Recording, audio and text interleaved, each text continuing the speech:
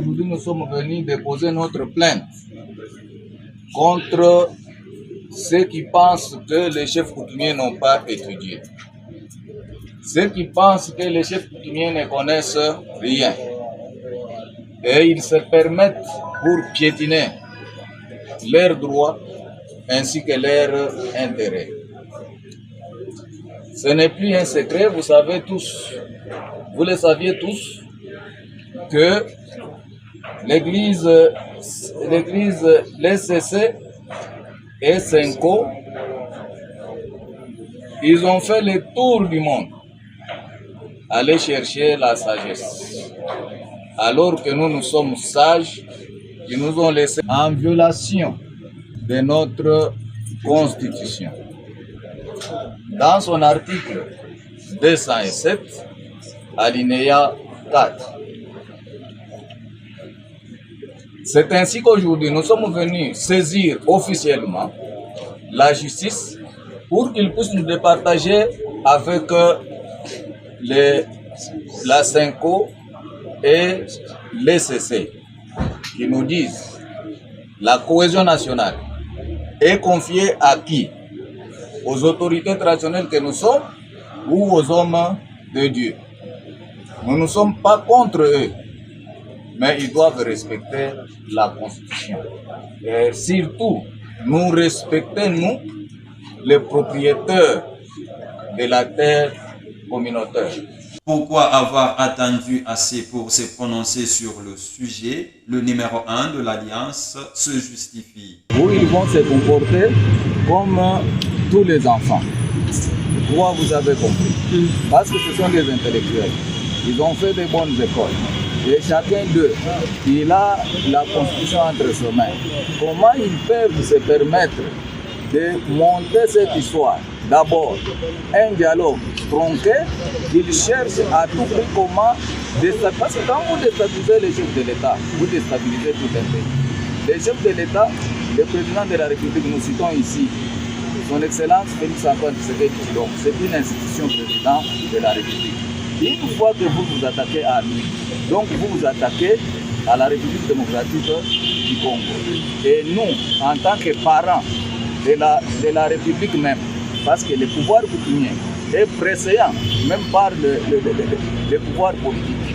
Alors, on ne peut pas faire des choses comme si on ignorait tout. Il revient à cette haute juridiction de décider sur l'interpellation ou non du tandem Senko-ECC. Soyez le bienvenu dans ce journal du 17 juillet.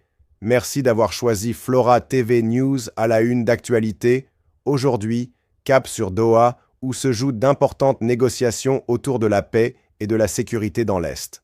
Le Qatar, en plein cœur de la médiation, a accueilli séparément les ministres de l'Intérieur du Rwanda et de la République démocratique du Congo pour parler coopération sécuritaire. Diplomatie à Doha. À Doha, Cheikh Abdulaziz Ben Faisal Al Thani, ministre qatari d'État aux Affaires intérieures, a reçu deux invités de marque, Dr Vincent Biruta, côté rwandais, et Jacquemain Shabani Loukou, vice-premier ministre congolais. Objectif ?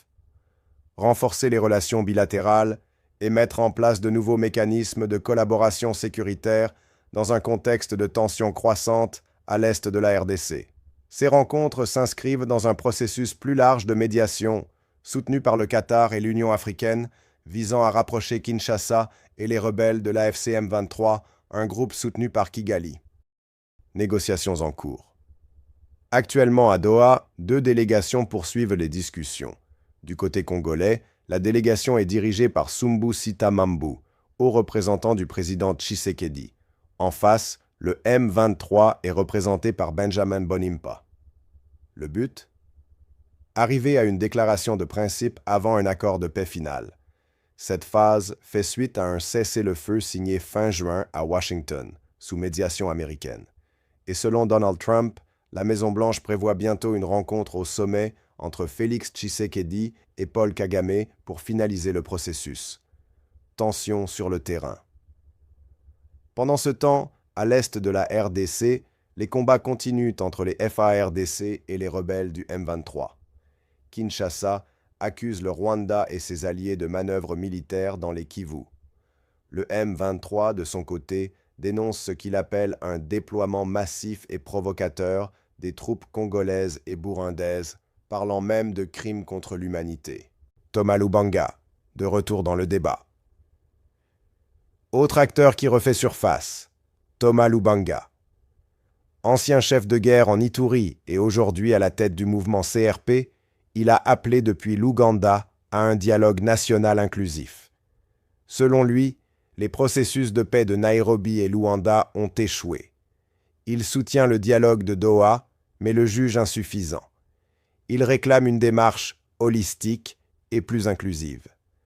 Lubanga affirme également ne pas bénéficier du soutien de Kampala, contrairement à ce que disent certains rapports onusiens.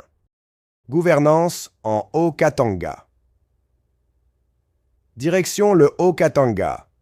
Jacques Kiabula, gouverneur de la province, a été temporairement remplacé par son vice-gouverneur. Officiellement pour des raisons de santé, mais en réalité, sa convocation à Kinshasa n'a pas été honorée. Ses propos jugés ambigus envers Joseph Kabila et Corneille Nangaa ont semé le trouble dans les rangs du pouvoir. Il avait pourtant aussi dénoncé le Rwanda comme principal agresseur dans l'est du pays. L'Alliance des autorités traditionnelles et coutumières pour le Grand Congo, AATCC, poursuit la SENCO et l'ECC en justice. L'Alliance des autorités traditionnelles et coutumières pour le Grand Congo, AATCC, a engagé une procédure judiciaire contre la Conférence épiscopale nationale du Congo, SENCO, et l'Église du Christ au Congo, ECC. Ce mercredi 16 juillet, le président de l'AATCC, Emmanuel Lemba Lemba, accompagné de plusieurs membres de l'organisation, a officiellement déposé une plainte auprès du parquet près la Cour de cassation. Selon l'AATCC, la SENCO et l'ECC auraient empiété sur les prérogatives des autorités coutumières en initiant un processus de paix, ce qui constituerait une usurpation de pouvoir en violation de la Constitution, notamment de l'article 207, alinéa 4. La circulaire du ministère de l'Éducation nationale interdisant l'exclusion des élèves enceintes et la réaction choc de l'Église catholique. Le 15 juillet, le ministère de l'Éducation a signé une circulaire interdisant aux écoles d'exclure les élèves enceintes pour leur garantir le droit à l'éducation.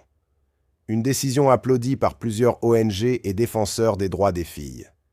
Mais, 2 jours plus tard, l'Église catholique, qui gère de nombreuses écoles conventionnées, a publié un communiqué officiel refusant d'appliquer la mesure. La position de l'Église. Selon l'Église, cette directive viole la convention signée avec l'État, qui insiste sur la moralité et la discipline dans ces écoles.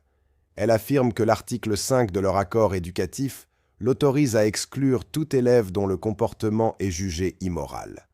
En plus, aucune copie de la circulaire ne leur a été adressée officiellement, un détail qu'elle considère comme une exclusion volontaire. Résultat, les écoles catholiques invitent les élèves enceintes à rejoindre d'autres établissements, mais refusent de les accueillir dans leurs propres écoles. Une décision qui divise ce refus a fait réagir jusque dans la majorité présidentielle. Billy Campbell, ancien ministre de la Jeunesse, soutient l'Église et qualifie la circulaire de « contraire à la morale ». Adam Bombol, lui aussi ancien député et candidat à la présidentielle, parle d'une mesure qui banalise la prostitution infantile, rappelant que la loi fixe l'âge légal du consentement à 18 ans. Mais d'un autre côté, Félix Moma, gynécologue et ancien vice-ministre du Budget, soutient la mesure, mais demande un vrai plan d'accompagnement, éducation sexuelle, prévention des abus et sanctions contre les auteurs d'agressions en milieu scolaire. L'enjeu global.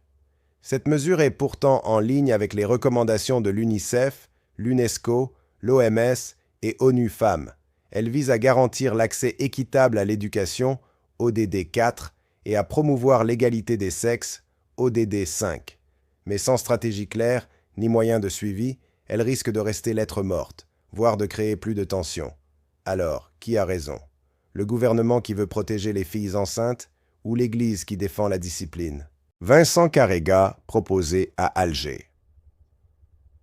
Du côté diplomatique, le Rwanda propose Vincent Karega comme nouvel ambassadeur en Algérie. expulsé de RDC en 2022, puis refusé par Bruxelles, Karega avait aussi été ambassadeur en Afrique du Sud, durant une période marquée par l'assassinat de l'opposant Patrick Karegeya. Calme au sommet du Sénégal. Et pour finir, au Sénégal, le président Bassirou Diomaye Faye apaise les tensions avec son premier ministre Ousmane Sonko. Après des critiques ouvertes de Sonko sur la lenteur des réformes, le président a assuré qu'il n'y avait aucun conflit. Faye a rappelé ses priorités: paix, stabilité et amélioration des conditions de vie des Sénégalais. Une réponse claire pour éviter toute fissure au sommet de l'État. Voilà pour le tour d'horizon. Doha, Kinshasa, Kampala, Dakar. L'Afrique est en mouvement. Si tu veux suivre toute l'actualité politique et sécuritaire du continent, abonne-toi, active la cloche et partage la vidéo. À très vite sur la chaîne.